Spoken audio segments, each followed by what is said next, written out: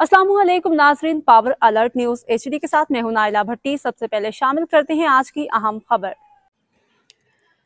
जावरियां से खबर शामिल करते हैं। हाजी जफर अब्बास की रिपोर्ट के मुताबिक जावरियां सरगोदा रमज़ान मुबारक तकवा और कुर्ब इलाही का हुसूल का महीना है। नेक अमाल बढ़ाकर अल्लाह की खुशनुदी हासिल करें। इन ख्यालात का इज़हार मौलाना सोहेल एजाज राव ने समाजी शख्सियत राना अहमद नवाज सदराना की अफ्तार पार्टी में शुरका से खिताब करते हुए किया।